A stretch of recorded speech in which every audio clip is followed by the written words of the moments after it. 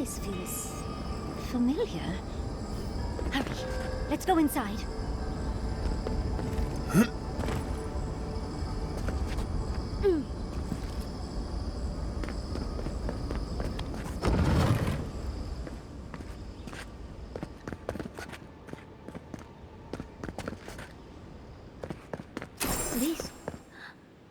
This is the library from my dreams. It's real? This looks like the Akita building this place. Clearly they wanted their story preserved, no matter the cost.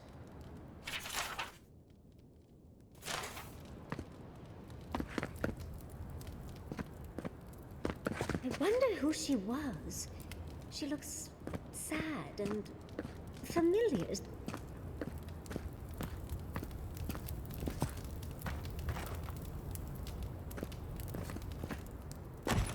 Garlawain's gonads.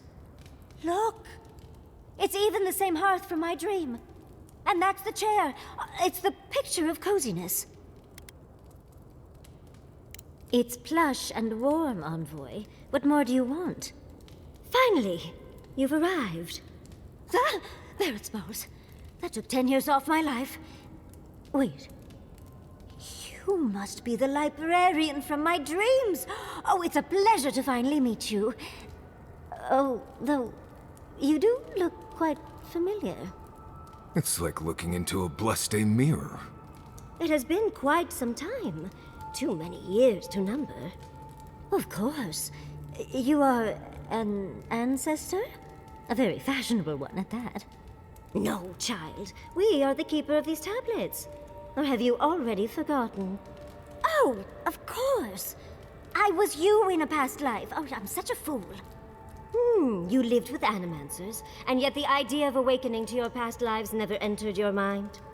Can we get out of here? One Yatzli is more than enough.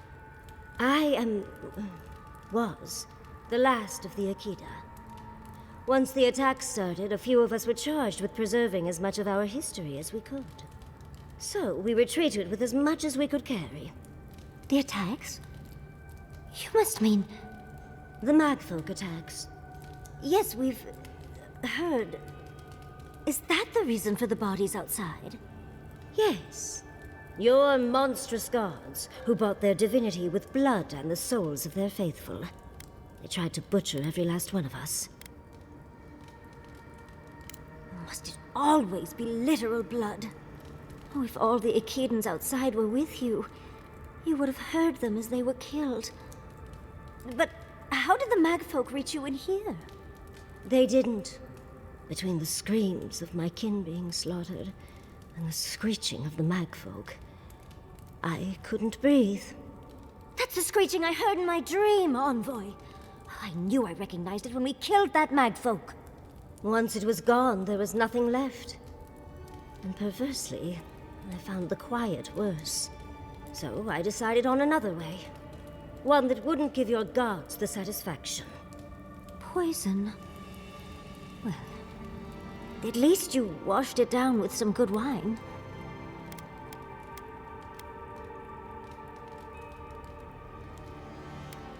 You're not helping, Envoy. Yatzli, you know what you must do now. I abandoned my duty to protect our history, but you... Someone must tell the story of the Akita, and there is no one else. I'm already an expert. What more do you want me to do? Think about it, Yatzli. You have been training to be the new protector of this collection since childhood.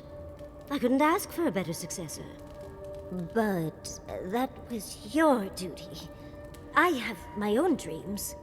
Yatzli, if you do not become the new librarian, there will be no other. The stories of the Akita will turn to dust, and my people, our people, will be forgotten. Just as the burned queen wanted all along, when she sent her magfolk to choke the life from us. This is all too much. What do you think, Envoy? Oh, you're no help at all. Please, I ask for your opinion because I want it. Tell me, what do you think?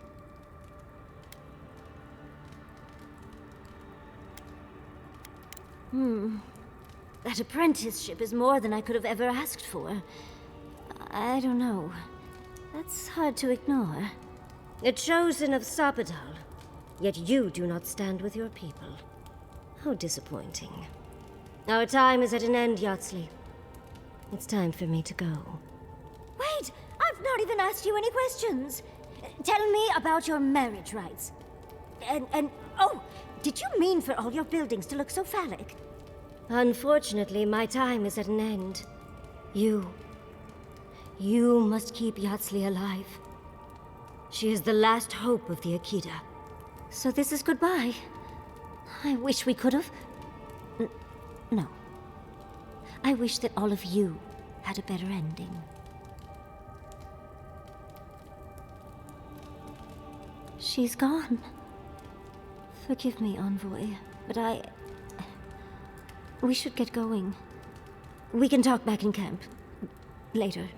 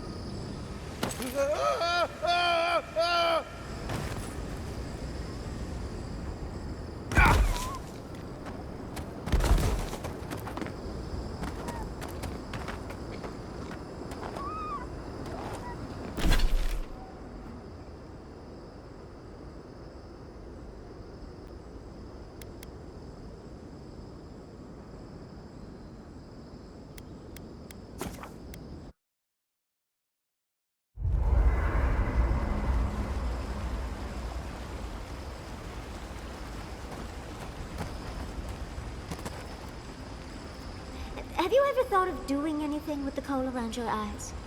Right. Did you somehow not see the thick stripe across my eyes? No, I mean designs other than the stripe. Designs? Don't get me wrong. The stripe really brings out your eyes, but it might be nice to change things up from time to time. This is for camouflage. It has a vital role in surviving the wilds. Surely you don't want to be hidden all the time. How about the next time you want to stand out, you just let me know. Right. I'll do that. Just maybe don't wait for me, though, okay? Oh, Envoy. Have you recovered yet from our chat in the library? I don't think I have yet, but maybe talking it out will help. I think I just need to say some things out loud, if that's all right. It's just... we already have a lot to take care of, don't we? We have a god and an empire both vying for our attention, and now I have this legacy forced on me. I was already unsure what to do, and now a third option appears like the world's worst surprise. But it makes sense. My whole life has been about the godless in one way or another. It explains why I knew the language, why I felt so drawn to the ruins. It's not an answer I would have expected, but it's an answer. And now that I know, I kind of thought, well, honestly, I feel more full. Like a puzzle piece sliding right back into place. No matter what happens, even if my path doesn't lead to the library, I feel better than I have in ages. So am I. I think... for the first time in my life, I don't know what to do. Congratulations, Yatzli. Now you're just like the rest of us. No matter what, I've always known exactly what I want. But this is the first time I've had more options than time in the day. What do you think? I ask because I want your advice, Envoy. Please. What do you think?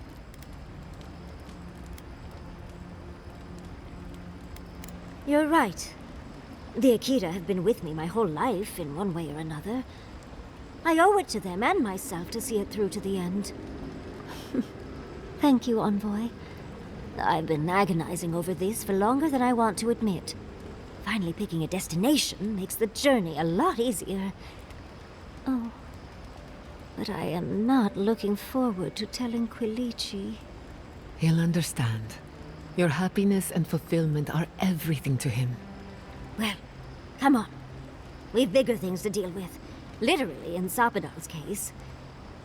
Much as I'm loath to relinquish the spotlight, we should be off. And Envoy, thank you, truly. Now, let's go.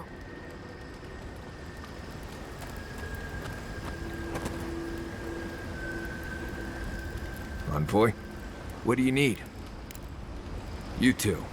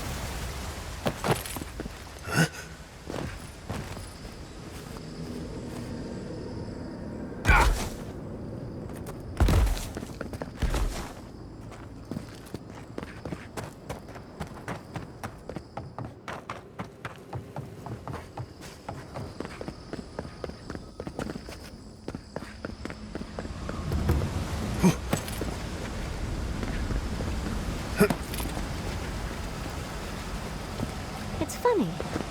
I don't think I've ever seen an Akedan building like that, but it looks familiar.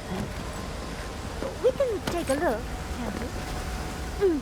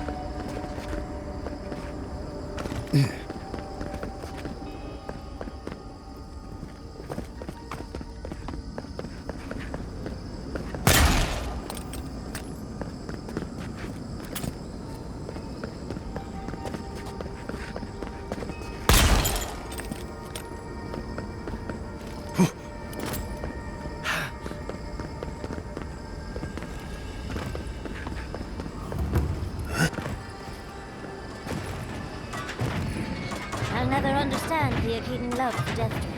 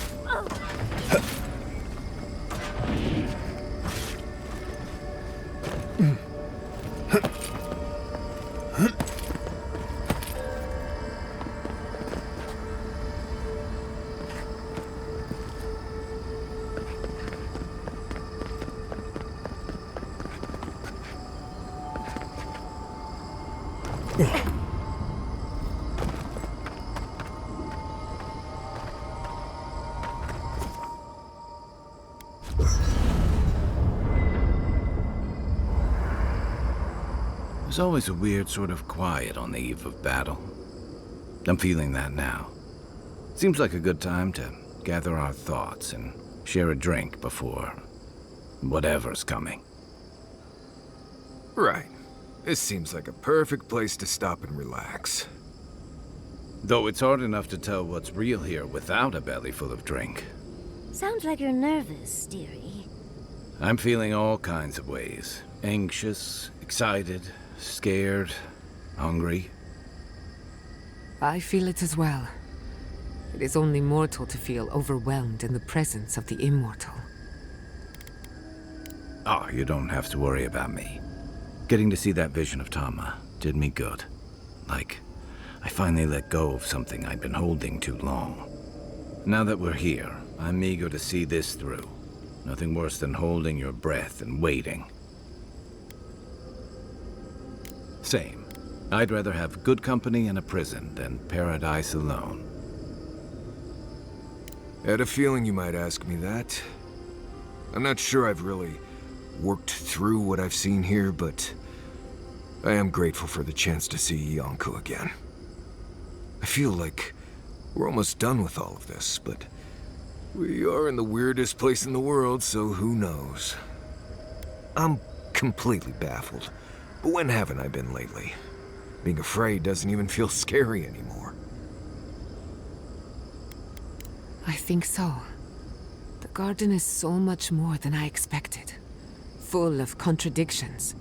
Wild, yet serene. Truthfully, I didn't come all this way searching for my own answers. But I found them. Or perhaps they found me. And now, it's like there's a new path laid out before me. A life after the dream scourge. We're close to something. A threshold between calm and crisis. Conflict and peace. Life and death. So am I. None of us could have gotten this far on our own. Well, I won't lie to you, Envoy. A lot's happened. It's not every day that you learn that you're the last hope to carry on a legacy, but... well, here we are. Never literally talked to myself before either. I think I annoyed her. Me? Oh, I think I need another drink. But here we are. I just need a moment to take it all in. Thank you, dearie. I'll be ready by the time the fun starts. And I wouldn't worry. Our little group here is perfectly frightening, and I'm sure our enemies would agree. We'll be fine. I can't speak for anyone else, though. You've listened to all of us. How about you? You've been through a lot since you arrived. You've been shipwrecked and assassinated, harangued by gods, bureaucrats, and a death guard. You've had your soul poked, your loyalties questioned, and your sleep regularly interrupted by a god with no respect for privacy. And yet you've kept yourself and all of us together. How are you really doing? Introspection cannot be rushed. It takes time, and often silence. Oh, for sure. You've survived this long. You'll get us where we need to go. Right.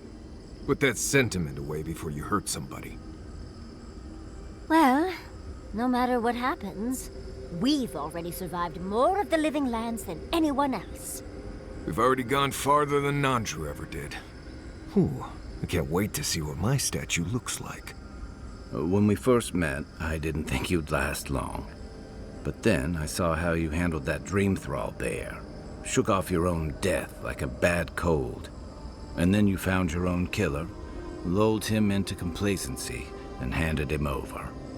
You're shrewd. Even here, where you should be out of your depth and out of your element, you stayed 2 steps ahead. I didn't know much about you at that point. You were traveling with Kai and you died, which I thought made a lot of sense. I remember your calm, how you listened to my shouting match with the governor, and actually heard me. You saved my city and gave me a home, a sanctuary where I could be myself. I'll never forget that. You were my hero right away. You rescued me from those sporelings. You got my priceless vase. What more could a girl ask for? And now look at you. Look at us. How far we've come in a short time. Quite a lot, as it turns out. But the journey is worth it. Not to raise the sails before the anchor, but we left trouble in our wake. Fjord, Thirdborn, Solace. If we make it out of here, it won't be to a living lands suddenly at peace. Just this once. Could we forget about the rest of the living lands? Some of us could use a break. Though that doesn't mean it's Giatta's scary story time, does it? I thought my stories were insightful. If we can't take a moment to ourselves on a floating island outside reality, then I don't know where we can. Right. We could all use some beauty rest. We'll want to look our best on the battlefield, won't we? Get some rest. That goes for everyone.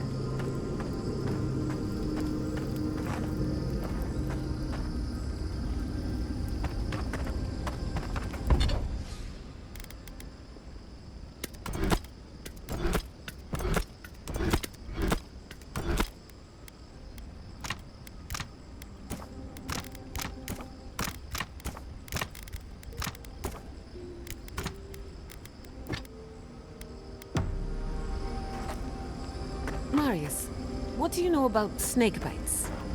All there is to know. What bit you? I don't know. It just slithered out of my bedroll. Listen to me, this is very important. Was its head flat or round? Hard to say. Kind of star-shaped?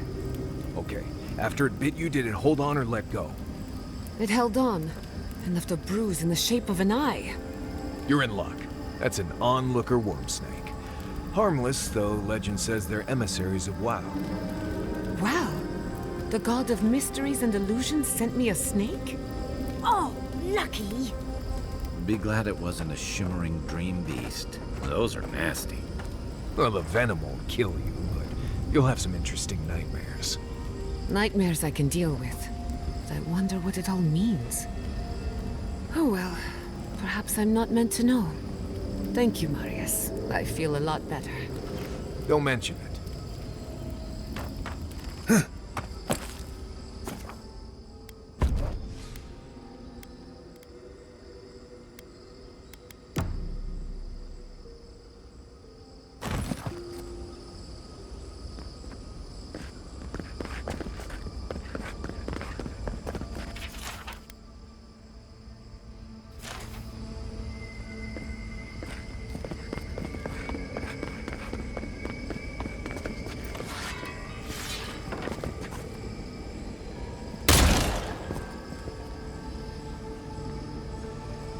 Safe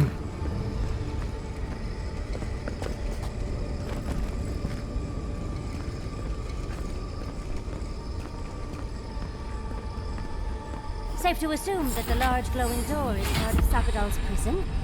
Now, we just have to get past it. Sapadal's prison, I think. What else could it be? Time to shut it down forever.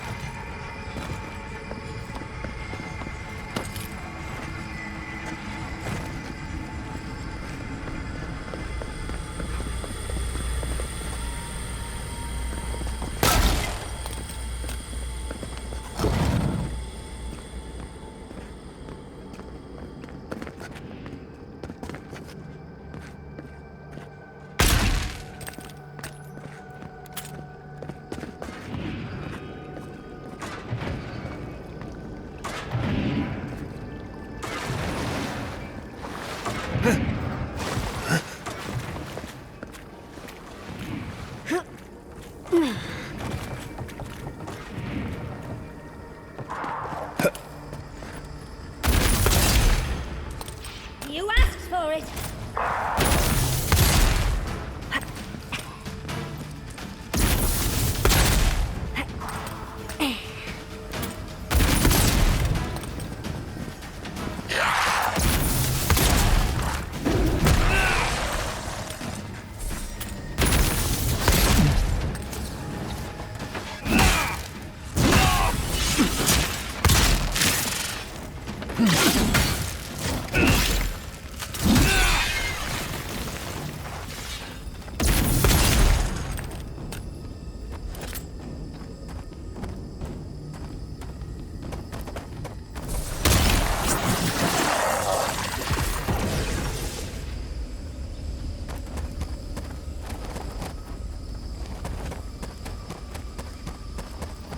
Gods.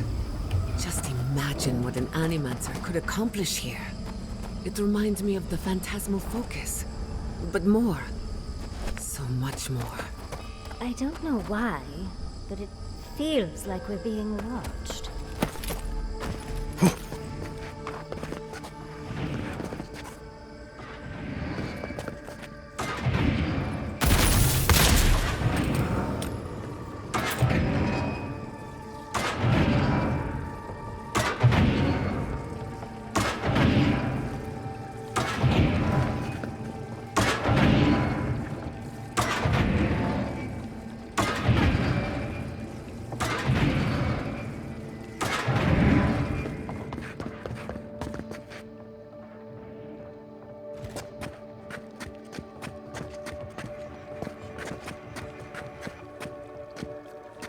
Not saying a word.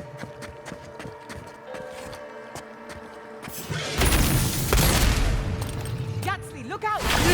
Someone's eager to meet us.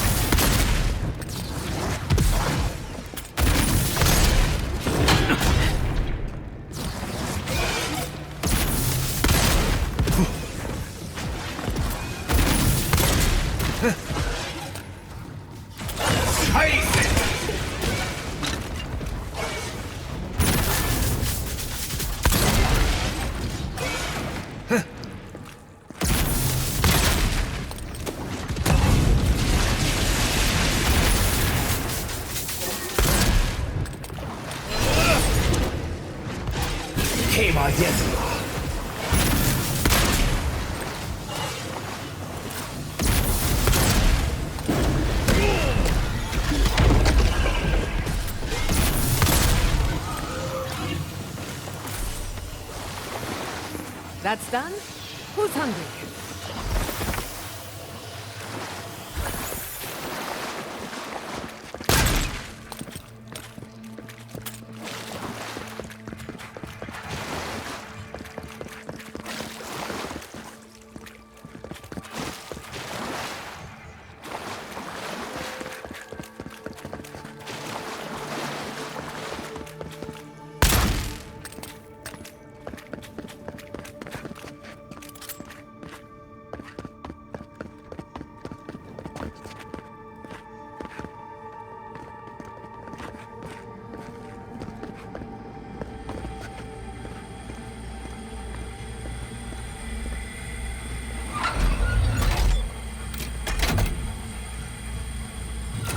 With that thing. It's a mind of its own. I'm rooting for the skeletons. Well, if you insist.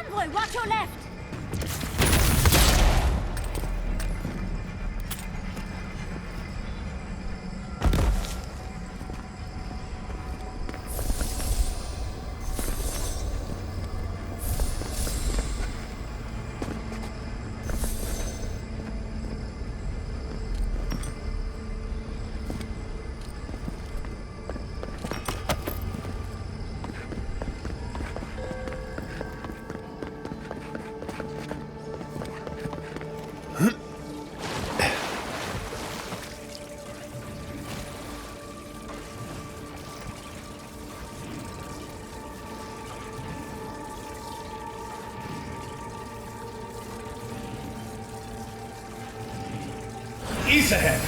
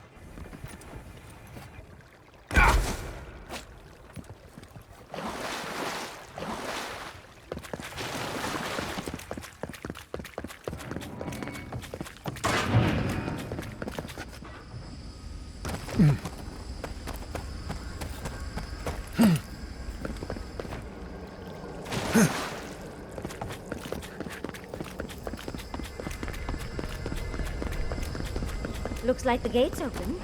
Well, what are we waiting for?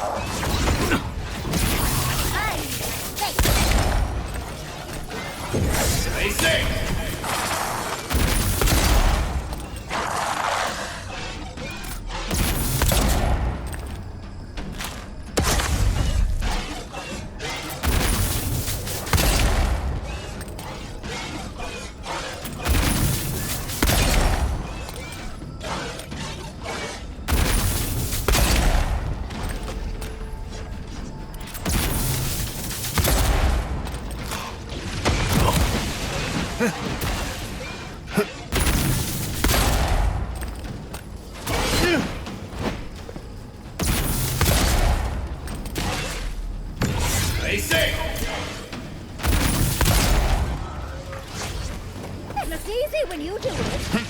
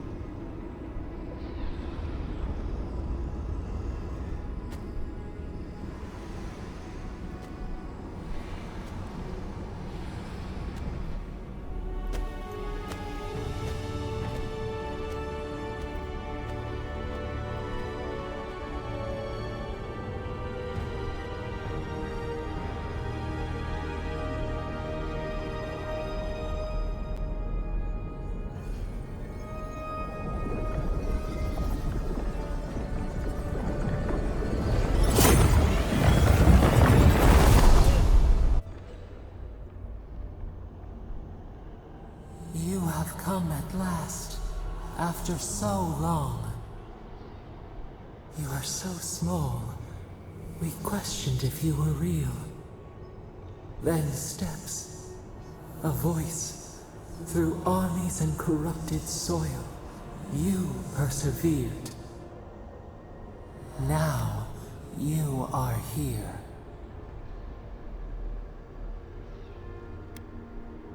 They choked our light, clipped our wings, pinned our hands.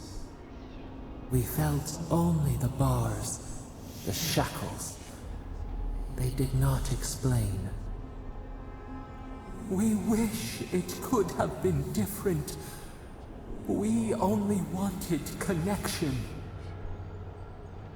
But the other gods imprisoned us, left us to suffer alone in this place. But you are here now. You found us, a sprout in the endless winter. There is little time. We would be freed from these bonds. The Strangler is close now. We feel her wire against our flesh.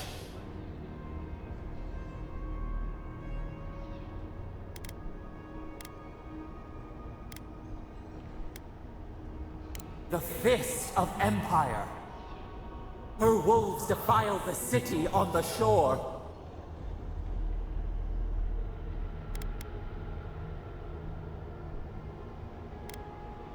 Blood on the tile. The people's cries ring in our ears. She pierces us now. Now, we will not brook this. Not again. A spark. Wait. The essence bends here. Time flows into itself. You can reach her. Will the garden to open, it will take you there.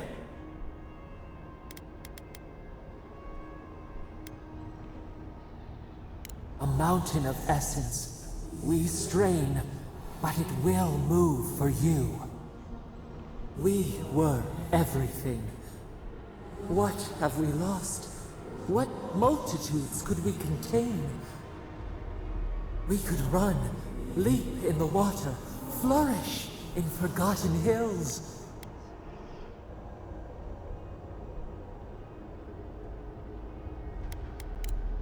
We want nothing more than that. We mourn our past. We only seek peace now, a chance to regrow. We trust you. You who have been by our side for so long. You met death and imposed the law of mortals.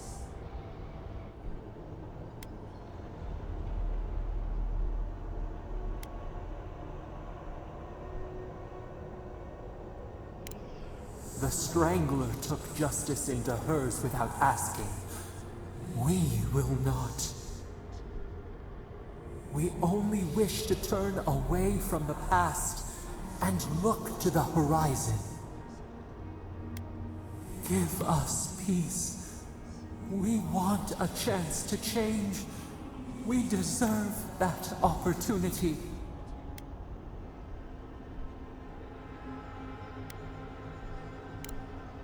Do you think we have learned nothing from you? We deserve more than this prison. Let us have a chance to rest. We want peace. Or do you have no more mercy for us than you did for the bear?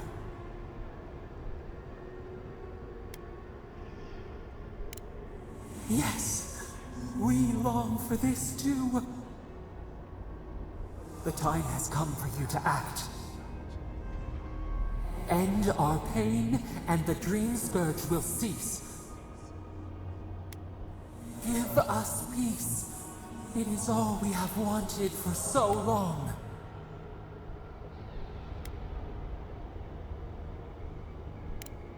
Perhaps there may be another path. What if the bear's spirit came to inhabit another's flesh. Unity, emergence, we would become one. We could guide you. We could care for you. You would never be desolate again. You would never wonder about your place in this world. You would not question if you were loved, and no one would dare question your right to live. And we would never be alone. We would be entwined with your heart. Freedom. We see your focus. We see how your essence bends our cage. Center your thoughts. Reach for us. Clear the fog. Tear down the gates. We were so blind, so lost. We brought such horrors to this place. We feel bright. We had forgotten what it is to live. We will grow, tend, flower. We will always remember this. We will remember you when you are ash and soil and mulch.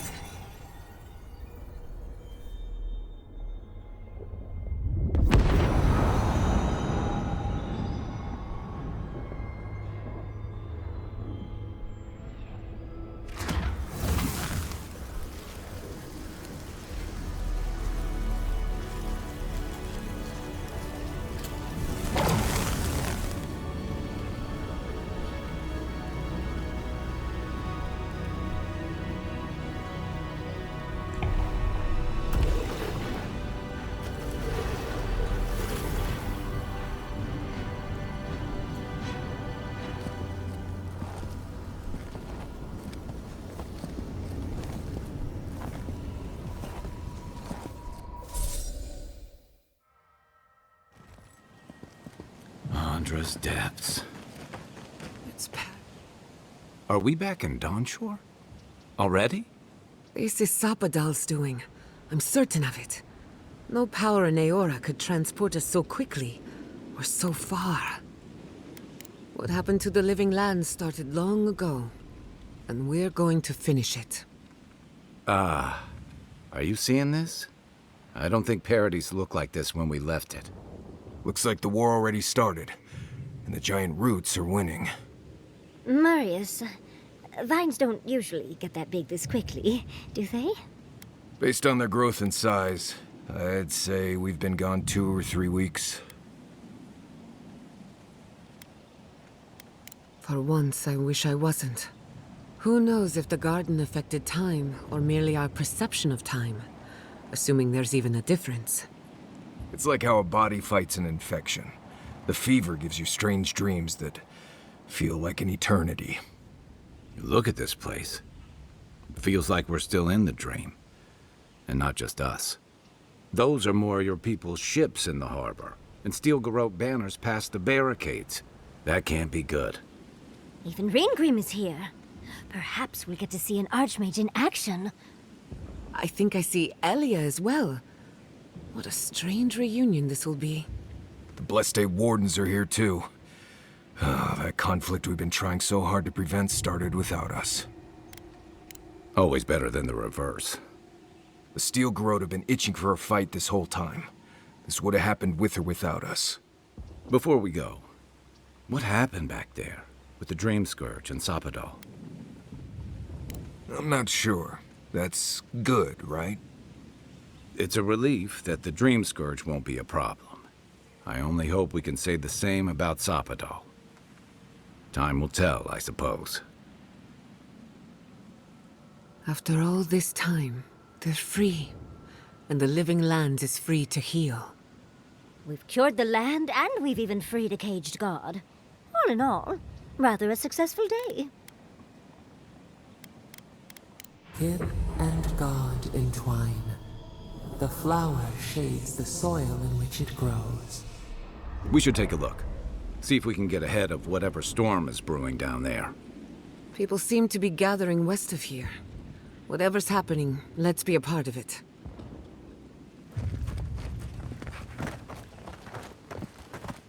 Sanza, how did you make it out here? They marched in with no warning. I couldn't think. I just ran. Easy. You're here now. Where did they come from? Envoy! What does the Garrote think they're doing?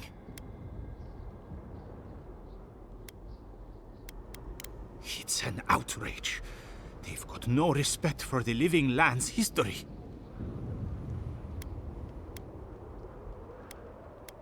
They broke some glass, but the map is safe.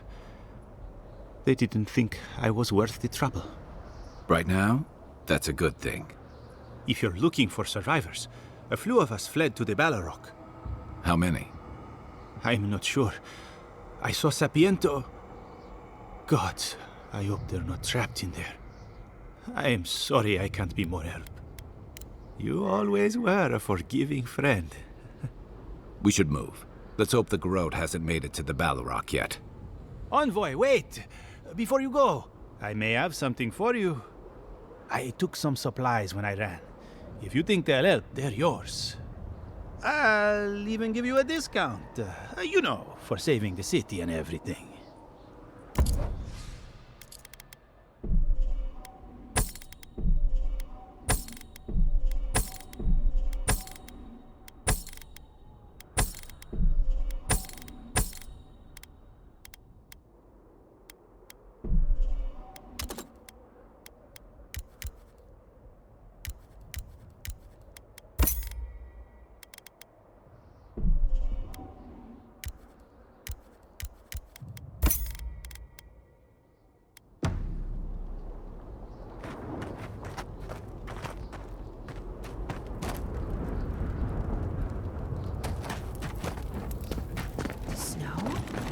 Why is there snow here?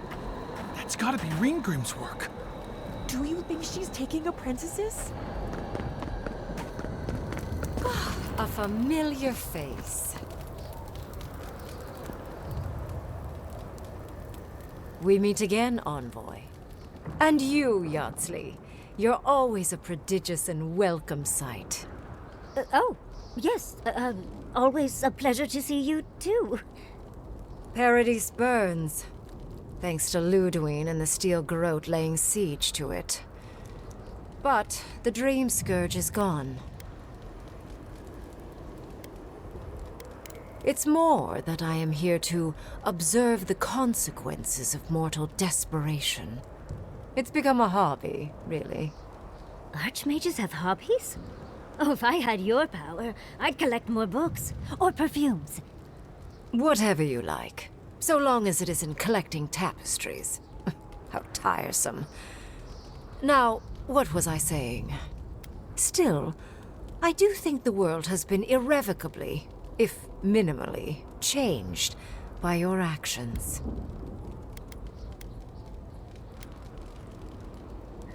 Empires die, legends are forgotten.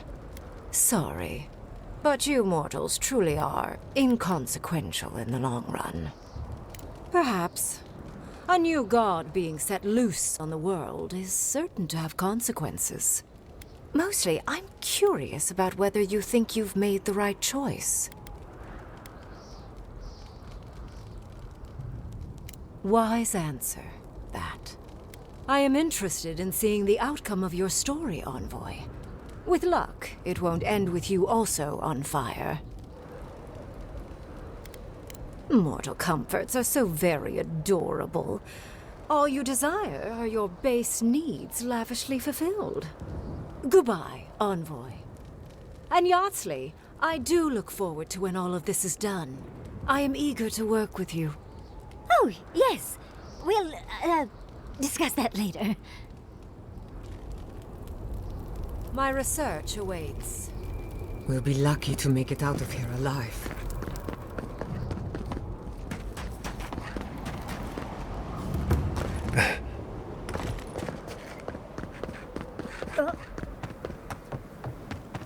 Giatta, where have you been?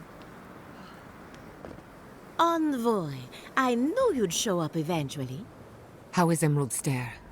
More importantly, how are you? Thriving on both counts, I'm happy to report. My revenants were just getting comfortable in Thirdborn when the Steel Garrote stepped out of line. When I heard tensions were brewing, I thought to myself, this is a job for the undead. So I gathered the flock. Likewise, I'll keep them on a tight leash, just in case the Steel Garrote breach our defenses. Better to have them and not need them. Oh, and I've been meaning to thank you. Whatever you did in the garden seems to have worked. Emerald Stair is healing, believe it or not. Once this is over, our crops will flourish like never before. Easier said than done, I suppose. Best of luck out there. And don't worry about a thing. My flock will keep us safe and secure. Thank you, Elia. My compliments to the flock, as always. Enjoy the time with your flock, dearie. Try to keep them out of the other camps.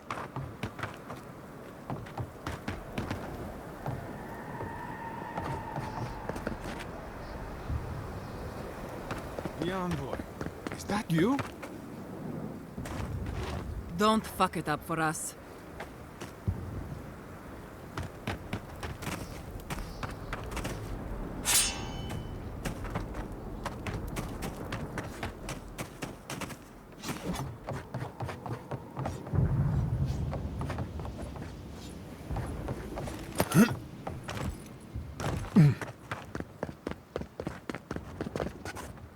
Envoy, didn't think I'd be seeing you again. Things moved fast while we were in the garden.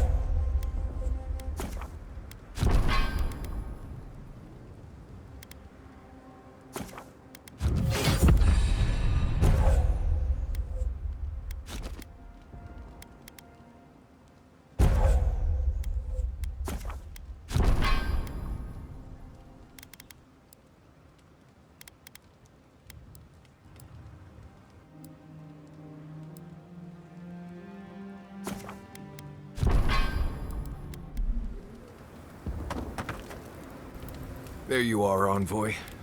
You ready for this? Right. Just one more fight. Then another. Then another. Across the whole settlement. I guess it helps we have a god on our side, right? I mean, a god beats a skeleton knight any day. This is just cleanup. Just figuring out who controls the living lands from here out. You said it, not me. Anyway, you should get some rest. Oh, if you need to rehearse any speeches or whatever, make sure you do it in front of someone else. It's not that I don't want to. It's that I just rather not. Talk to you later, Envoy. So, here we are. The first and last battle for the Living Lands.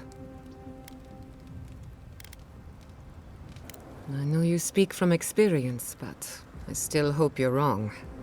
Metaphysically, the battle is already over. Sapadal is free, and the Dream Scourge is gone. But politically, we have a small mess to tidy up. I intend to send a message to the Steel Garrote, and it won't be subtle. Anyway, who knows what tomorrow will bring, so let's be grateful for today. You've earned a little peace of mind. Get some rest then.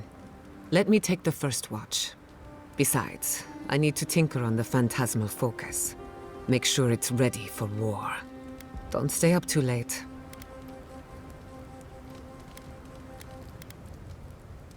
I'll tell you whatever I know. Not before I've done some reading. We should take a moment to acknowledge what happened back there. You liberated the god of the living lands. Now they are unchained, free to do whatever they want. That's quite a gamble you made. No doubt it would have gotten worse over time. If not for you, Sapadal would still be pacing their cage like a wild animal. Which means you have leverage over a god. How do you plan on using it? No time like the present. Sapadal's imprisonment shaped this island. Now that everything's changed, I'm curious what will happen. We cannot know if the living lands will normalize or destabilize as a result of our actions. Emerald Stair was bad enough. I don't want to think about how bad it can get. Maybe you'll find some comfort in prayer, now that one of the gods is listening. I hope you don't mind me bringing it up. The subject matter is a bit much for our little camp.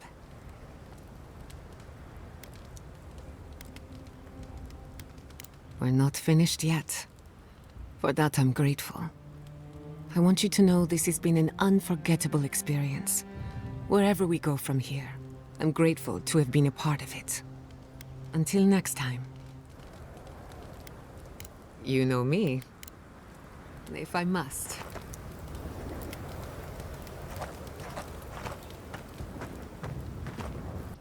How can I help, darling? Careful what you wish for, darling. So, the Godless, or the Akida, as they called themselves, were the original folks who lived in the Living Lands. They arrived on the shores of a new land and settled there, living with the land instead of trying to tame it. Well, it's an educated guess. A theory based on a lifetime of study. The Godless are so singular. Their art and architecture, you never see it in Rawatai or Ishamatal or, well, Adir. But in their artwork, they reference escaping, fleeing, seeking refuge, so they must have come from somewhere. My guess, they originally came from Yesua. Yesua, a continent, cut off from the rest of the world, hidden by eternal storms, one of the 3 hubs of the Angwithan Empire. 10 years ago, you could say it wasn't real, that it was a dream, but they said the same of Ukaiso. Suddenly, the appearance of a mythical land doesn't seem so implausible. Ah, well, that one might stay in your dreams, darling. There was some kind of schism, an ideological one. From what I can glean, the Godless were staunchly against the gods, hence their name. There are even some not-so-kind murals of the gods. It seems like the Godless really took their anti-theism seriously. Don't patronize me, darling. I know where you sleep. Well, I think we've covered everything, don't you? Rather, as much as I think you'll withstand. Hope you enjoyed talking about this as much as I did, dearie. How can I help, darling? I'll keep watch. Get all the rest you need. Envoy, what do you need? if I must.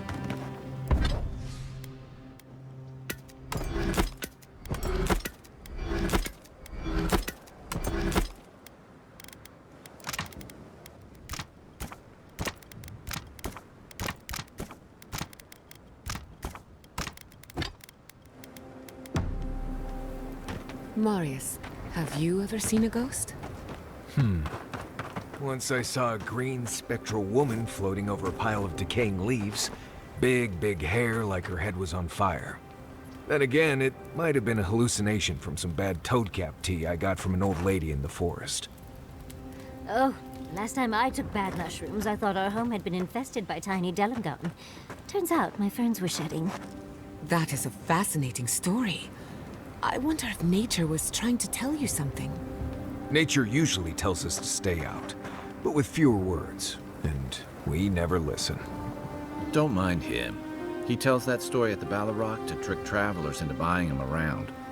Right, just because it never really happened doesn't mean it's any less true, you sock-a-supped root weasel.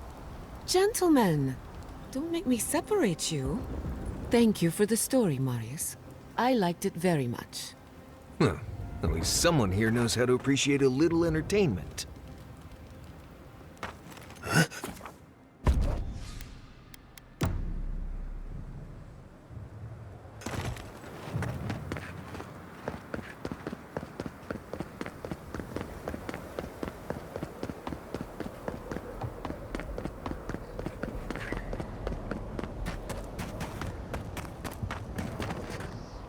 Envoy!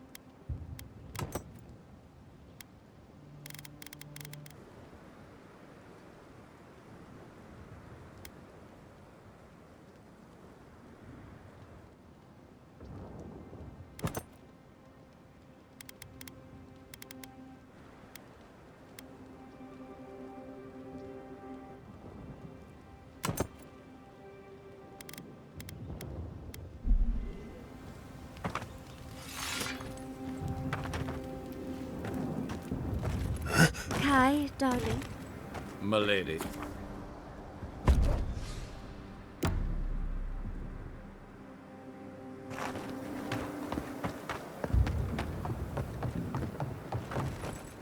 Envoy? Is it really you? Mihala told us you went into some place called the Garden to seek a god? When you didn't return, we took you for dead. What did you see there? The god you felt in Makutadek? The origin of the Dream Scourge? It was the act of a god this whole time? Everyone, please. We could get to the bottom of this if you would only let them speak. It's been weeks, Envoy. What happened? Finally, a ray of sunlight shines through the storm cloud.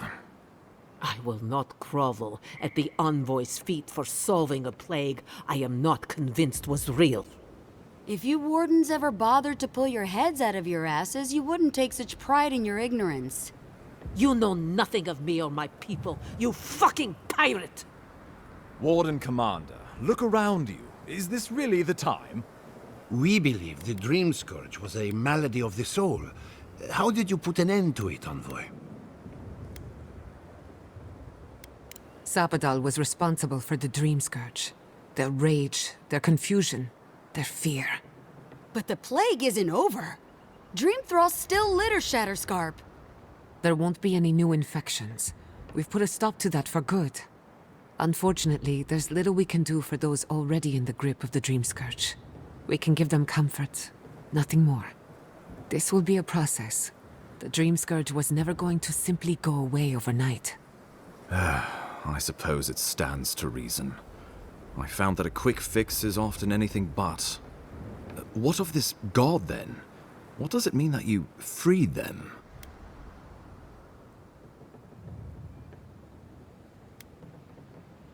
Wodka, no doubt, saw Sapadal as a threat to her authority.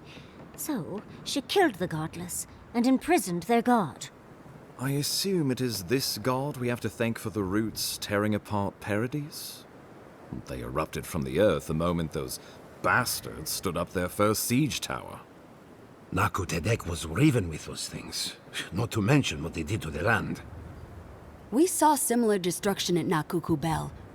If these roots and the Dream Scourge are the work of a god, and the gods thought it best to imprison this god, how could you let such a creature go free?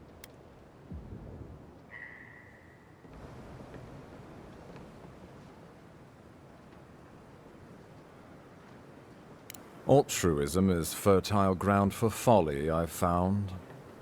It was Adir's arrival that disturbed Sapadal. We'll have nothing to fear from this god once we expel you from our lands. Sapadal's power ravaged my people. I don't know that I can ever trust it. Keeping watch over Sapadal was a sacred task Nandru gave us when he left. For that reason alone, my wardens owe them their allegiance. Well, whatever happens, I suppose we can't put the godling back in the bottle now. But come, we have more pressing matters to attend to. The Steel Garrote have attacked Paradis. Inquisitor Lödwyn has already joined the battle. She must have traveled like the wind to get here so fast. You did. I kicked her corpse when you weren't looking, just to be sure. Well, she's seen better days, but you wouldn't know it judging by how she fights.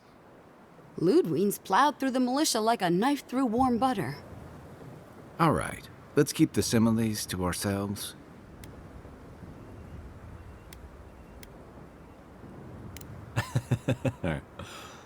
Oh, cheer up. You wouldn't be the first to make that mistake. Might not be the last either, depending on how things go. So long as her passion for Wodka lives, so too will her spirit. Then we destroy her faith, and the rest of her will follow. I have a theory about this. Let's talk at camp if you want to hear it. But I think we can kill her. Oh, good. That'll be easy. It is not, I think, impossible. Well, you might not believe me, but I didn't want any of this to happen. It was Lödwyn who called for the attack. I didn't hear an answer, Ambassador. She and her Steel Garrote laid siege to the city, shortly after you beat her to the garden. Because a victory here would discourage resistance elsewhere. The better question is, why didn't you stop her? Excuse me? She's a 7-foot-tall skeleton powered by her devotion to the goddess of retribution. This isn't my fault. Sure. Just blame the dead woman. Very mature. Who else should I blame exactly? Our envoy, perhaps? For not stopping Lödwyn in the tusks? You could start with blaming your own incompetence.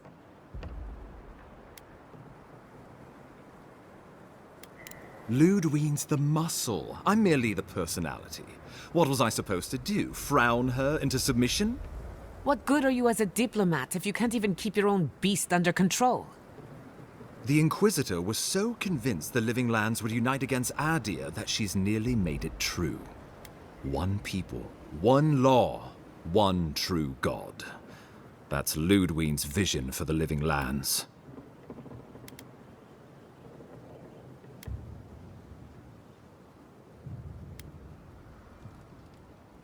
The Inquisitor answers only to Wodeca.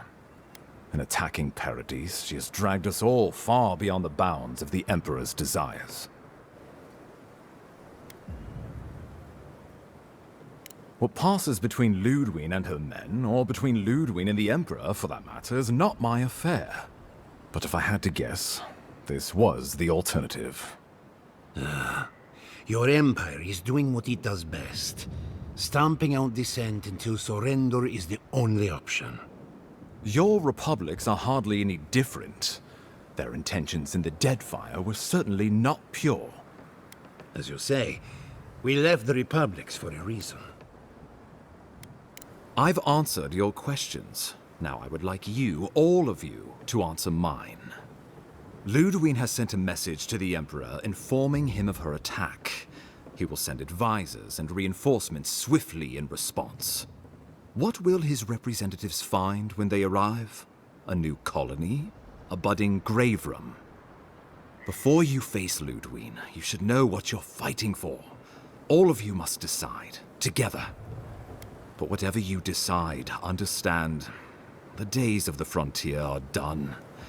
Adir will come. Indeed, we are already here. Oh, Envoy, no. Do not suggest that lightly. Think of the Emperor. There would be reprisals. Ones which this conclave could not survive, fractured as you are. Not unless you came together and formed a nation of your own. It would be difficult. No, impossible. I'm certain you would fail. Think of your people, all of you. Think of the lives at stake. Risk into bounty. Does the winter frost dissuade the seeds? Many fruits on our boughs. We graft many leaves into strength.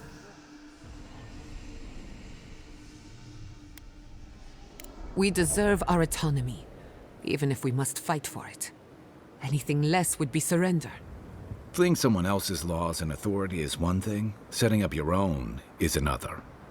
We're an island of misfits and dissidents. We'll still have to surrender some of our autonomy, and we won't agree on what that means overnight.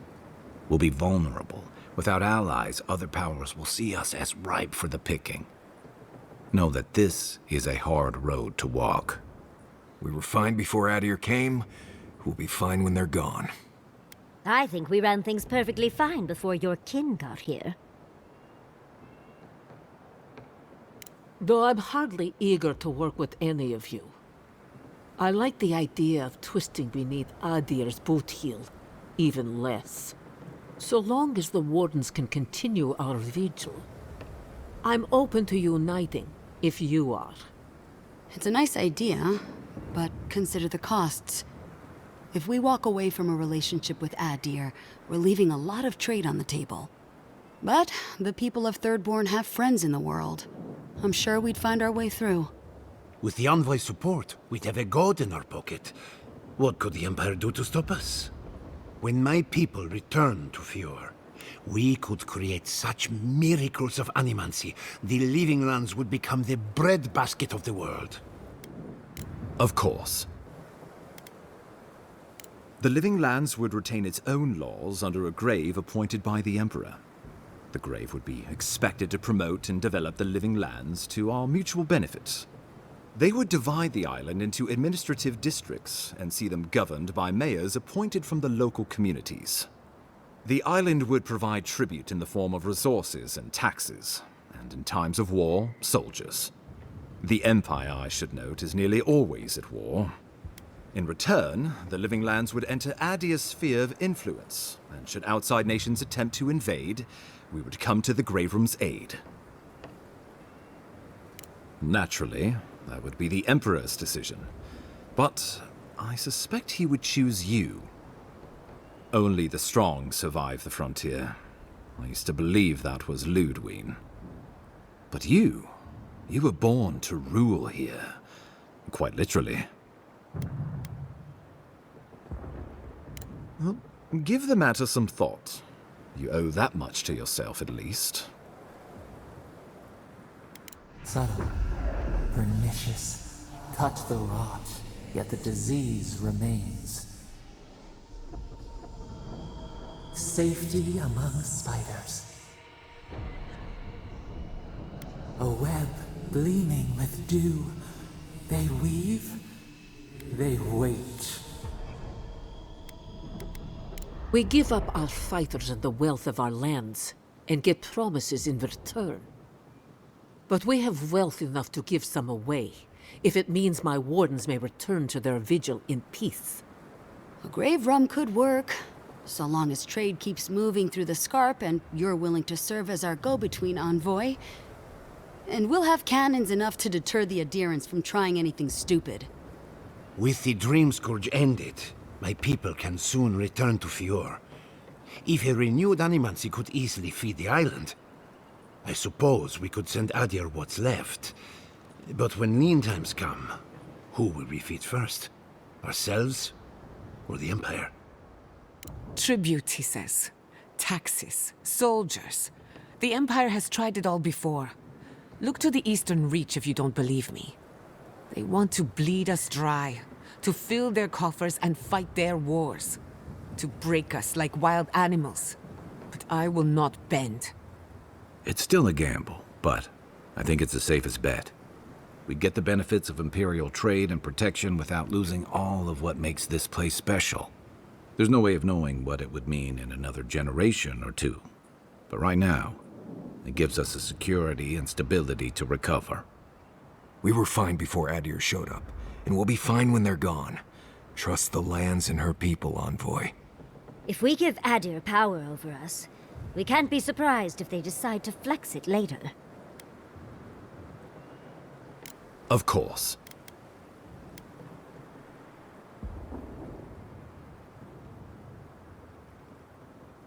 The Living Lands would become an extension of the Adiran Empire in leadership and law.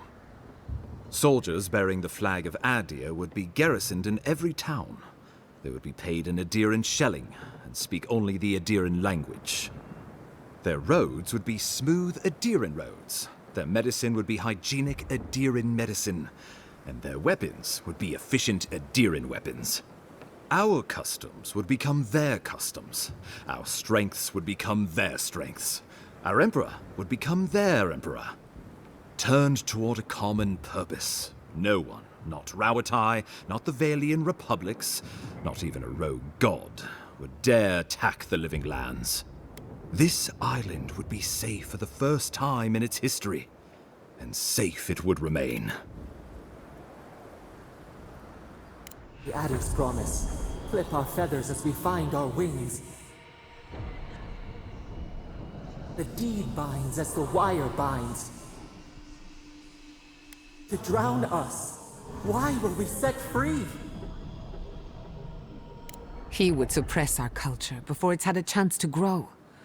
Everything my people cultivated would be reduced to a footnote. If you have any love for this land, do not allow him to overwrite our history. Rawatai built its empire from colonies like this. Many have become centers of culture and prosperity, backed by the protection of a strong navy. Of course, it can take decades to get there.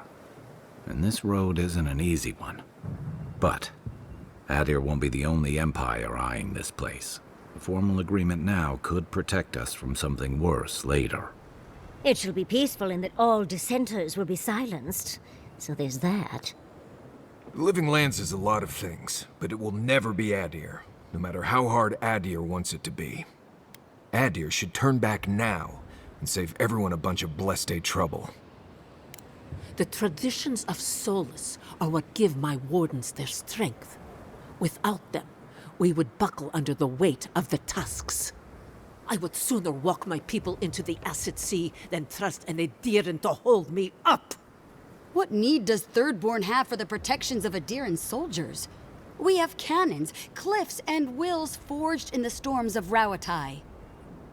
And should Rauatai come for us, we will rain hellfire down on their heads. Your Adirans could do no better. Under Adiran rule, your countrymen would strip my people of everything that makes them unique, all in the name of spiritual hygiene. I cannot betray them like that. Well, let's not twiddle our thumbs while Paradis burns.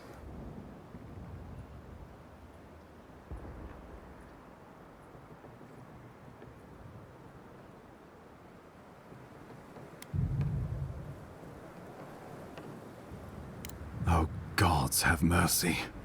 Solus and her wardens stand vigil with the living lands. By grit and steel, Thirdborn stands with the living lands. Fjord and her animancers stand with the living lands. We deserve this opportunity. Thank you for believing in us. Fighting a battle together is easy. I just hope everyone's willing to stick it out when it comes to the politics. God, they made the right decision for once. Finally, some sense permeates the proceedings. On your head be the consequences. That leaves the matter of Lödwyn and the Steel Garrote. She will never surrender, Envoy. You must kill her, or we will lose Paradis, and eventually the island.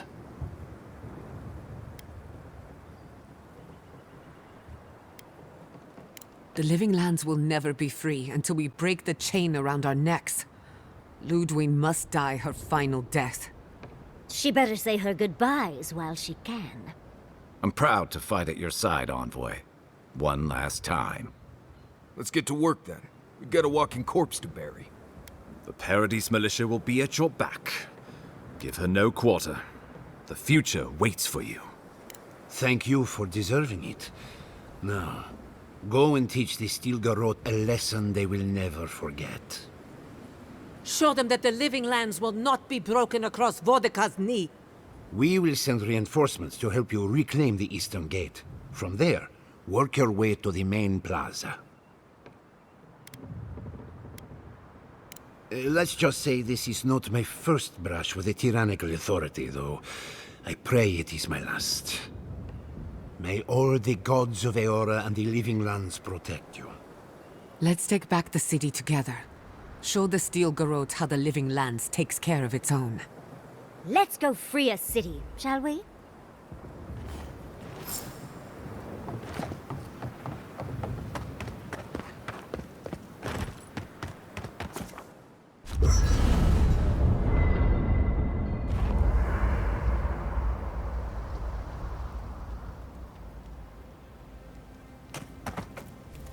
Can't sleep?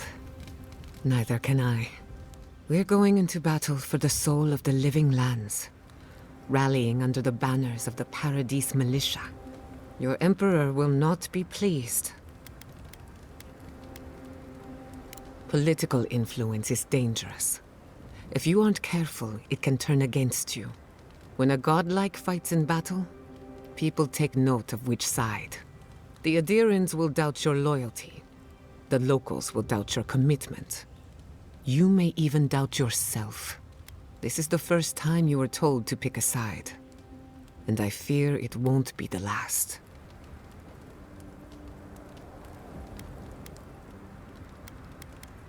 All we ask in return is that you do the same for us. From what I understand, your ambassador is very persuasive, very powerful, and very accustomed to getting his way. For a politician like him, losing a battle is not a defeat. It's an opportunity. When he promises you the world, don't listen. He'll fill your head with lies if you let him. Well, at least I can say I tried. We should prepare. I can't help but feel like time is running out. In truth, I'm not as worried as I used to be. I've been thinking about the Inquisitor. Formulating a theory, you might say. A Death Guard clings to their existence by force of will. Stubbornness, unfinished business, that sort of thing. Lödwyn is held together by faith, and that may be her undoing.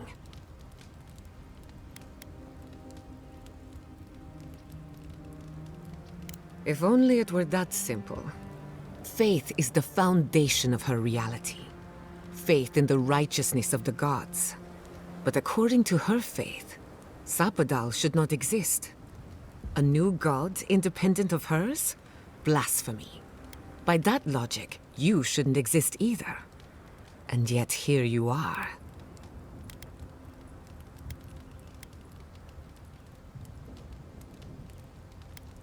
By staying alive, of course.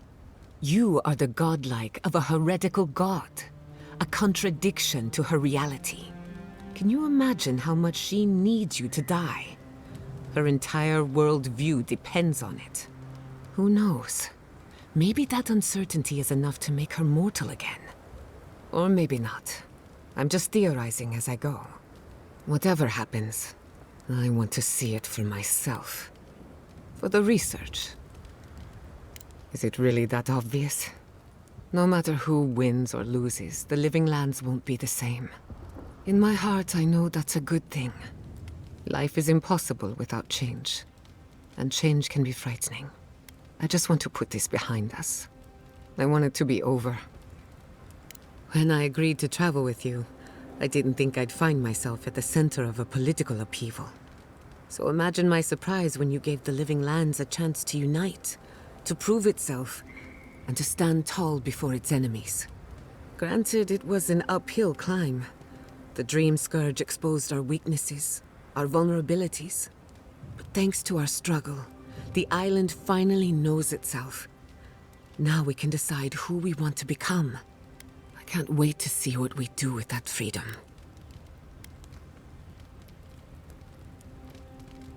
Either way, the challenge is ours. No one can take it from us. But to answer your question, the future looks bright for a change. Until next time. Well, here we are. We're doing this. We're fighting your people. Are you okay? No doubts or second thoughts? Well, what's the point of living if you don't have those little doubts? Thinking back on all we've done, it's impressive, don't you think? We went to the garden, a prison untouched by time. We both learned the truth about our Akedan origins. Oh dear. Do you think we knew each other in our past lives?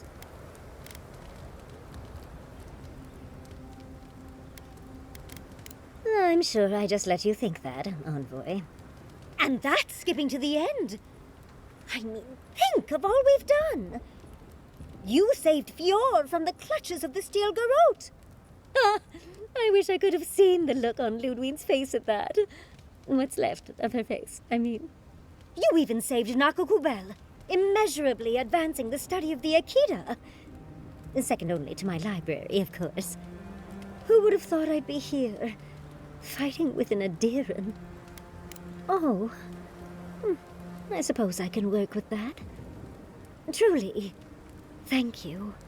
I'm forever changed for our time together. As weird as you are, Envoy, I'm glad we're here, now, ready to save the living lands. Well, let's go kill that dead woman. How can I help, darling? Tired already, Envoy? Just say the word. You should get some sleep. Big day coming up. Right. Things feel different now. Wrong, somehow. I've been in a lot of dangerous situations, but it's always been a fight to survive. it's just a fight. Putting my life on the line for someone else's cause. It's the opposite of survival. It's foolishness. You helped me through some rough Sokka, Envoy. Your cause became my cause at that point. We're about to go out there and risk our lives for, what? A concept of how things ought to be? We might die, all to determine who sleeps in the nicest house in Paradis until the island decides it's time for a change. It's fine. Really. But it's some blessed day Sokka when you think about it. I feel like you're not trying to make me feel better. I'll be all right, Envoy. You go get some blessed day rest.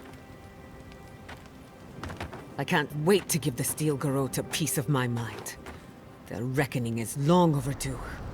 You're gonna give them a lot more than a piece of your mind. Save some for the rest of us. Odd fighting alongside the militia, but it feels right. Like we're fighting for the survival of the lands. How many times do we have to teach the Steel Garrote this lesson?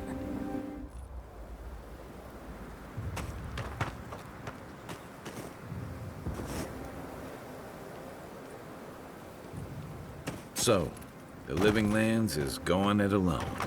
It's exciting, but I wouldn't break out the good stuff just yet. Adiran ships won't be the last ones on our horizon. It's not the ships I'm worried about. It's the swords. I hate to spill blood over politics, but if not now, when? Our freedom is on the line. Exactly right, Giatta. And if we don't spill blood now, you can be sure Adir will spill ours later. Or we'll save them the trouble. This island isn't exactly known for cool tempers. Still, Lödwyn's our common enemy. That much unites us all for now.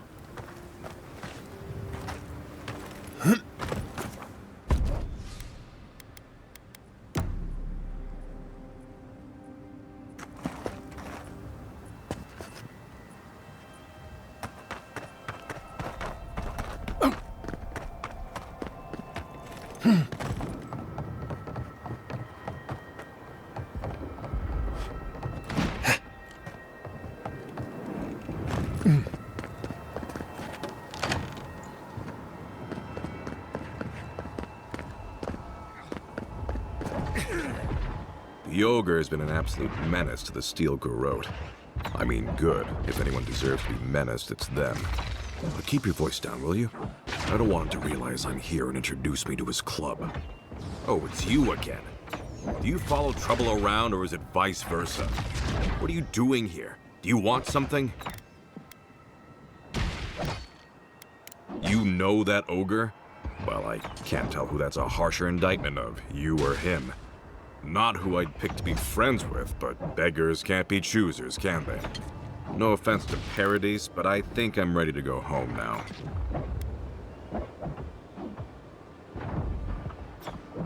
It's not like I was thrilled about coming out here in the first place. Folks seem to think that as a Tirannui, it was my duty to fight. I disagreed, but I was overruled. Well, seems like you're busy and I've really got to get back to hiding, so... Good luck, Envoy. If you need me, please don't.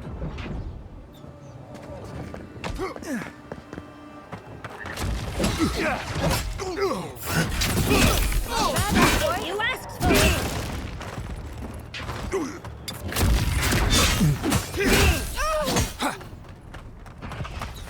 This shall be a bloody I'll day. teach you!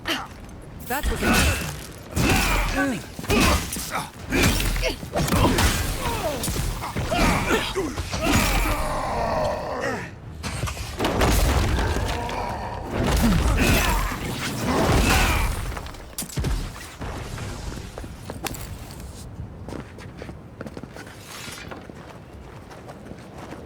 This shall be a bloody day.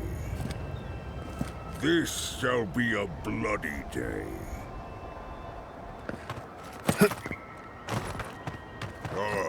Envoy, you finally arrived.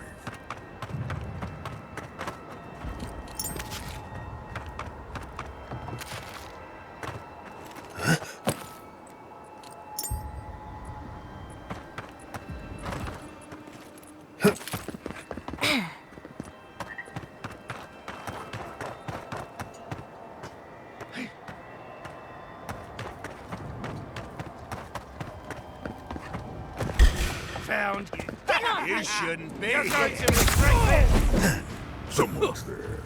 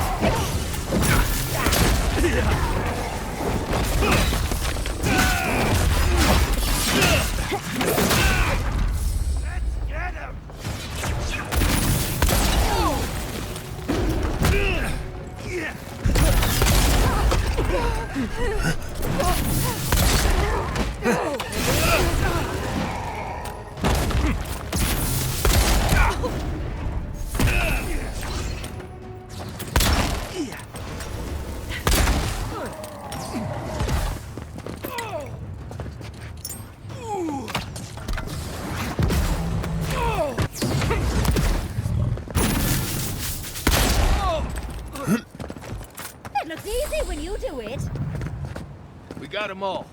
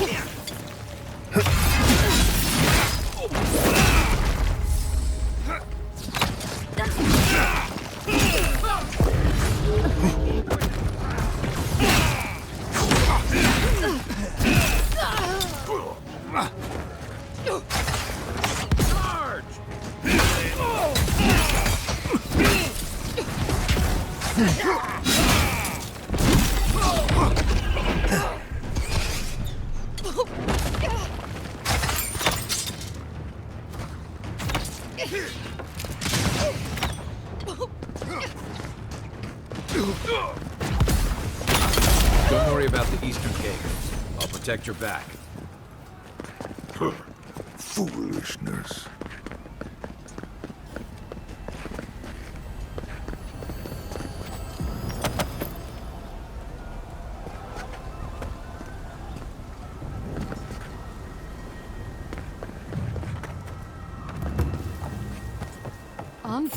What are you doing here?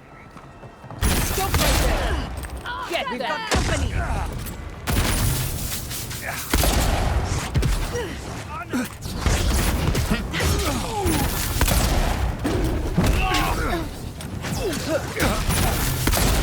See Anna!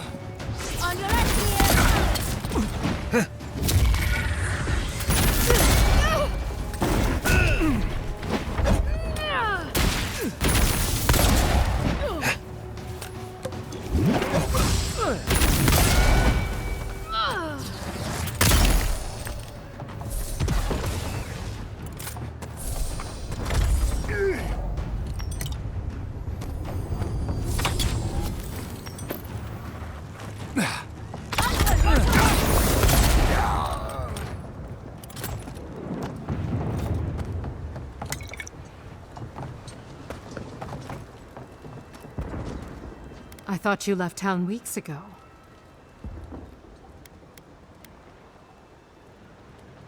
You can tell me when we make it out of this. Not from us, that's for sure. You ask me, they've been planning this since before they left the mainland. Listen, one of the Garot's units is scouting up ahead, maybe 5 strong. I wouldn't want to fight them if I were you. Take this key. It'll unlock the gate to the canals. You can thank the captain who forgot it.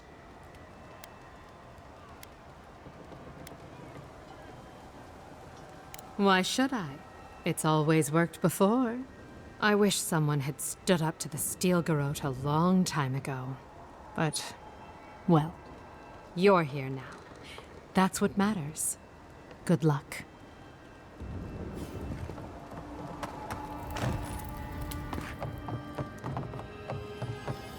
We should go now, while the fighting's died down. Can you not hear the screaming outside? She's right. We can't go now. Then when? Should we wait till the Garrote set this bar alight? Envoy! I doubted I'd ever see you again.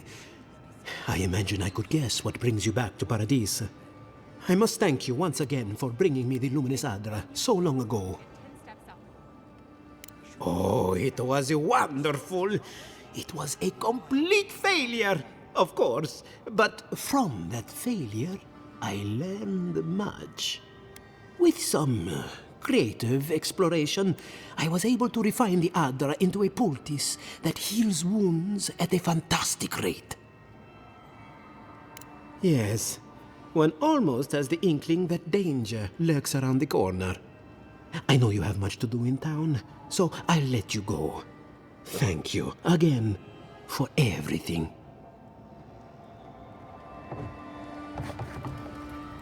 I hope you know what you're doing.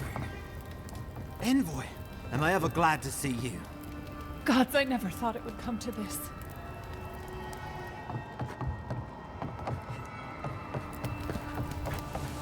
I didn't think the world had any heroes left.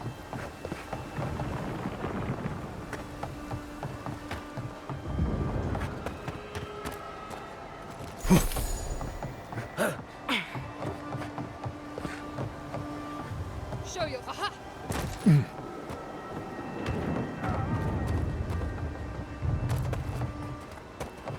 For the burned queen. We shouldn't be here. Yatzli, look out! Couldn't have done it better.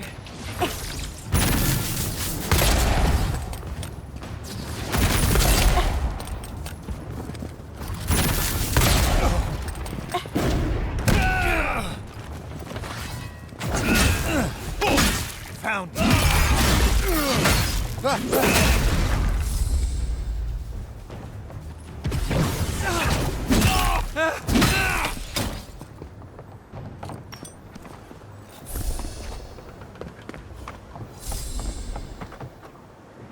Envoy over here. What exactly do you think you're doing? You nearly died in my clinic. Correction, you did die. And now look at you, fighting the Steel Garrote. What have you got to say for yourself? Well, at least you're alive. Try and keep it that way. We're patching up folks as best we can, but I'm not gonna sugarcoat it. War is a damn bloody mess. I hope you're right, Envoy. I can't say I approve of you leaping into the fray, but it's always nice catching up with a former patient. Wait a second. Giatta? Giatta Castell? What are you doing in the middle of this? Surviving. It's good to see you, Liviana. Unfortunately, we're on a tight schedule. Do you need anything? Money? Supplies? Once this is over, I could always use another pair of hands at the clinic. The invitation's still open.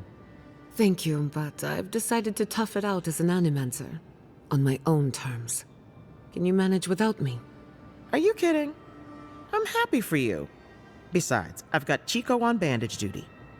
I just wanted you to know there's a place here whenever you want it. Gods be with you, Envoy. For my sake, try not to die a second time. That's why I adore Liviana. For a peacemonger, she can be very authoritative. Envoy, it's good to see you fighting on the right side of history. Out of curiosity, what turned you against the Steel Garrote? I can respect that. You know the Steel Garrote a lot better than we do. Their coordination is damn impressive. Any advice? I'll send it down the line. Ready to make history whenever you are. Good. Now, let's kick these bastards out, shall we?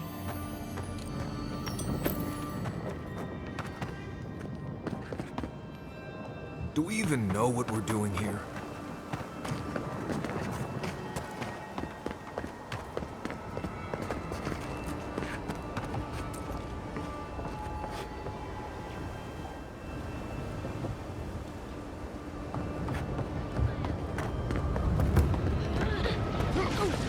envoy!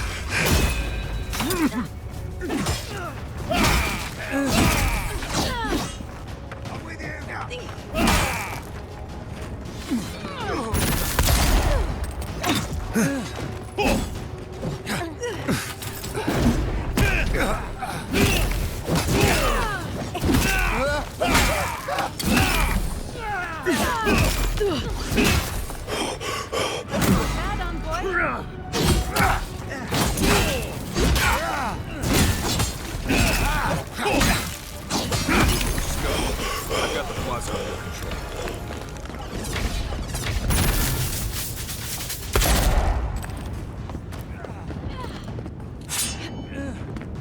Well, that was anticlimactic.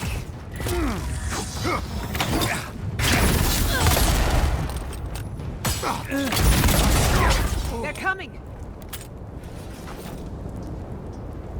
And stay down.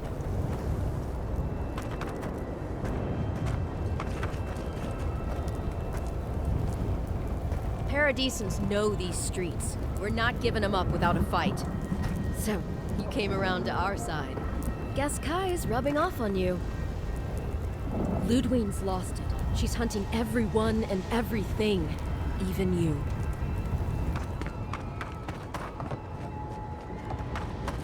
Boudica demands your submission. Stand against her and fall! Let's pay Lödwyn one final visit, shall we? Let's make sure she stays dead this time. All right, dearie?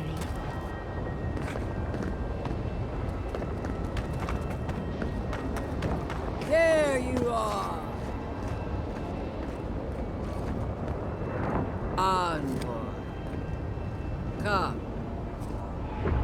So, you survived the garden. Did you come all this way just to try your luck again? To kill me more efficiently than last time?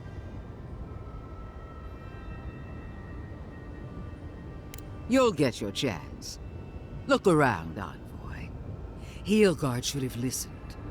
He tried to bring order through compromise. He failed. Order is meant to be imposed by a stern, guiding hand. Her order wields sharp steel. She must set down her blade. Don't insult my intelligence or my commitment to the cause. Treaties can be burned. The hands which shook over whatever deal you struck can be lopped off at the wrist. As for you, Sapadal's chains are broken, which means your soul is in their grasp. I don't know how deeply you've been compromised, Envoy. And if I don't know, then I cannot suffer you to live. Do not patronize me. I have every right to put down a threat to the Empire. Steel yourself, Envoy. Make this a fight to remember, even in death. We would not welcome her death. There is still ample shade for her beneath our tree. You will. You must. You have no choice. Face me and die with honor. Or fall to your knees and die as a coward. How you die doesn't matter, but you will die. Every vestige of Sapadal must be wiped from this earth. The Burned Queen demands it. We are a challenge to her authority. She is afraid of what we mean. The Burned Queen doesn't need to sully her power with mortal concerns. Not when she can rely on me. I will pursue her ambitions until my bones grind themselves to dust. While you are little more than a nursemaid to your diseased false god. Hear me, envoy. I am the avatar of the Burned Queen, the goddess of retribution. I am her sword arm, her will in the world. And so long as I can fight, I will be her champion. But she fails, and fails, and fails her god. How long until Wodica finds a new avatar? You could never understand what it means to forge a life for yourself. From nothing. You, who have always been God-touched. You have never truly been alone. Even now, you rely on others to support you, to buttress your countless weaknesses. From death, I made myself into a vessel so powerful, the Burned Queen could not refuse me. And I did it on my own. Temporary setbacks. The war for the living lands can still be won. And if I must stand alone against you, the militia, and every farmer you've given a sword, then I will. I will die 1,000 times for my queen, if that's what she desires. I've done all that I could. She sees that. She must. I believed we were alike, envoy. That when the time came for you to prove your loyalty, you would choose Adir. I believed the dream of our future, of our resurgent empire, would move you as it does me. And if that failed, I believed the Burn Queen would stop you. Yet here you stand before me, my enemy, unopposed by the gods. Why? The worm of doubt gnaws at her soul. Where was Wodica when she needed her most? Where is she now? A faith that demands constant proof is a faith unworthy of the name. My goddess is my life. My devotion to her has no limit. There is no suffering for her I will not endure. For years I told myself this. Despite her long silences, her censure, the pain. I don't deserve better. I don't.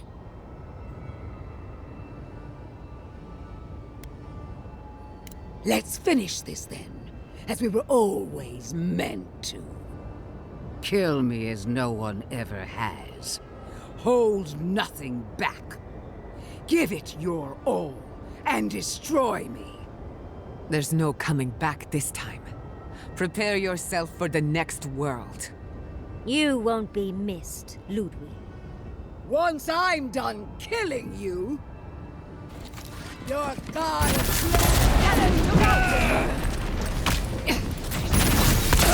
We are only seed in the soil. We will always grow. Come on! Kill her off! One last time!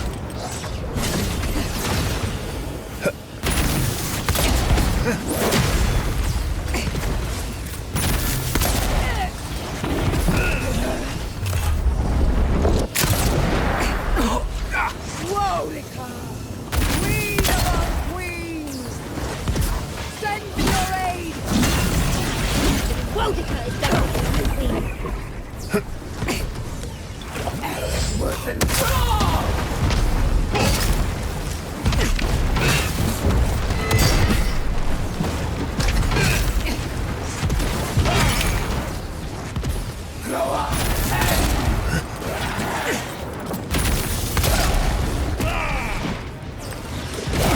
Couldn't have done it better.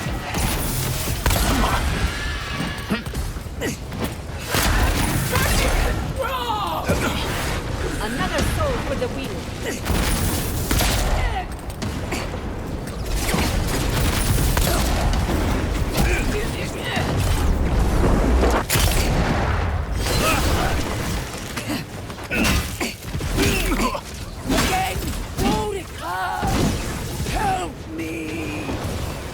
once last time! That wasn't wrong! Go up and... Face it!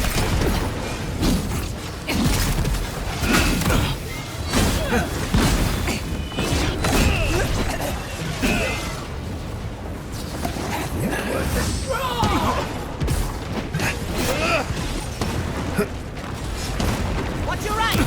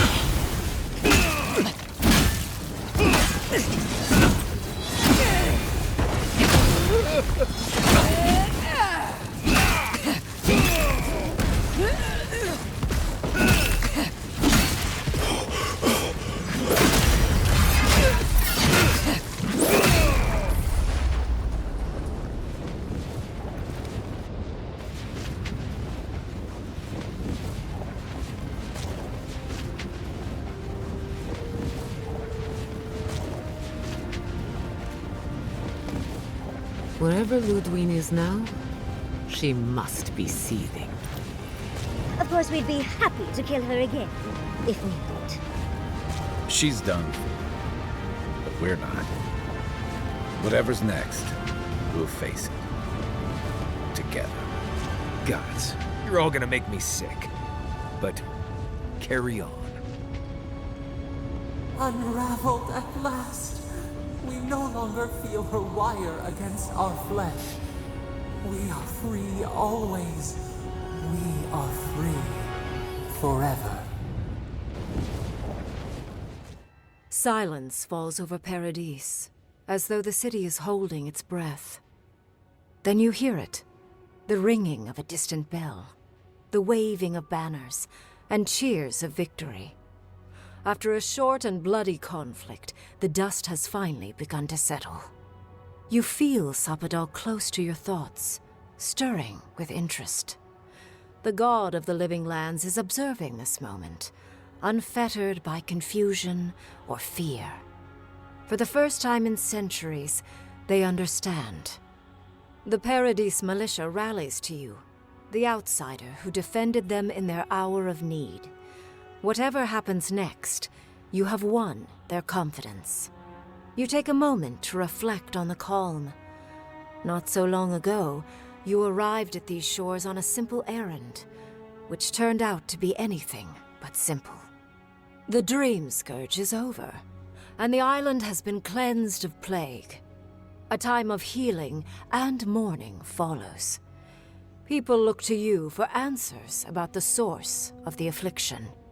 You tell them the truth, how the plague came from a power beyond mortal understanding, and how it is finally at peace. Thanks to you, the Living Lands has escaped Adiran oppression. The free settlements unite under a common banner and begin the fraught process of negotiating new traditions and values. The Empire withdraws. The frontier remains wild, but not for long. Paradis's rebels cannot accept your version of independence. After the assassin Egwolf died in custody, only a few of his people ally themselves with the United Settlements. To them, you will always be the oppressor. The refugees of Emerald Stair resettle in Thirdborn, bringing their skills and research to aid the local community. What starts as an uneasy partnership blossoms into a bond of trust. Through shared adversity, they find common ground. In time, the people of Emerald Stair return to their city of Fior Messiverno. Research yields new developments in the struggle against nature. Technology is shared among the United Settlements. The Empire cannot get in the way of progress. For the people of Shatterscarp, independence is bittersweet. Those who cannot withstand the grief inflicted by Ryngrim's spell leave the settlements, vanishing into the wilderness. Those who remain find themselves forced to cooperate with others, often begrudgingly. With so many dead, the need to stave off hunger outweighs any distaste for certain trading partners. Solace Keep clings to its long-held isolation at first. But after mourning her friend Kostya, Mihala reluctantly deigns to open the doors of the fortress. Some dwarves greet newcomers with glee. Others still mutter darkly about outsiders. Mihala flounders in her earliest negotiations with the rest of the Living Lands, but slowly learns compromise. She develops a taste for Valian sweets. For the first time in many years, Kai feels an agreeable restlessness. Not to flee, not to drift, but to venture. He visits the distant shores Tama told him about, and savors the modern marvels, ancient wonders, and breathtaking expanses he beholds. His heart swells, not with grief, but with awe. There is so much to discover, and he will spend his years chasing all of the joy and beauty the world has to offer him. With many of his anxieties and lifelong fears addressed, Marius now feels very differently than he did when he first met the envoy. Still far more comfortable in the wilds than among people, he nonetheless finds that his worries about the unknown were merely self-protection against the traumas of his childhood. Armed with this knowledge, he finds himself more capable of living in civilization, and far less fearful of his home in Galawain's tusks. While he never regains his former place as a Warden of Solace, he spends his time traveling between Solace and Thirdborn, acting as a stubborn ambassador between the two. Giatta continues to improve as an animancer. She dedicates her work to the spiritual health of the Living Lands, nurturing instead of exploiting. Others follow her example, seeking her tutelage from lands far and wide.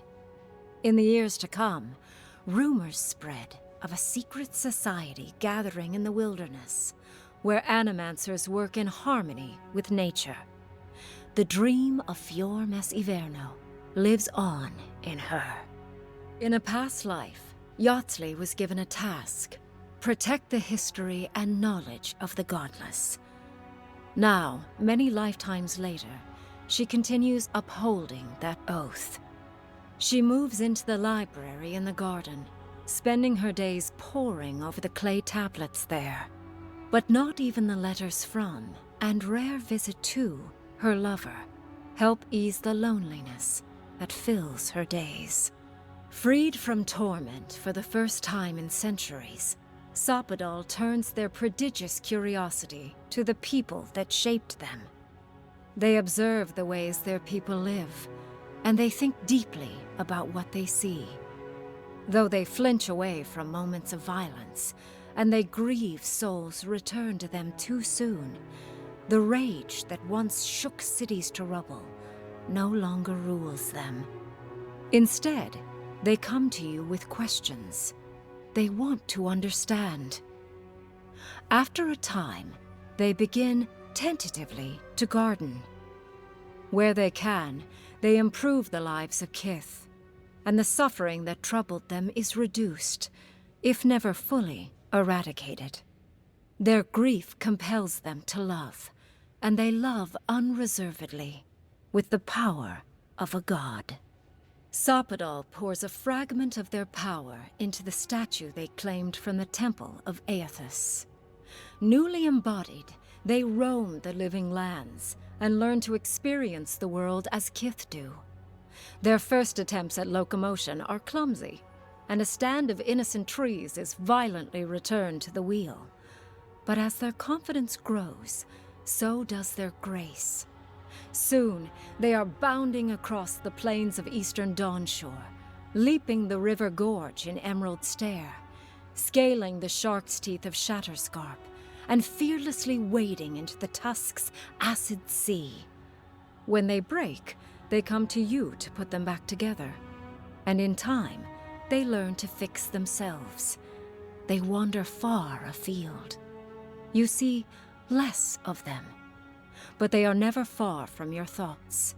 And on the rare occasion they return, they always bring you something beautiful and strange. The sounds of celebration pull you out of reverie. Many are waiting to greet you with open arms. You take a moment to catch your breath and savor it, because everything is about to change.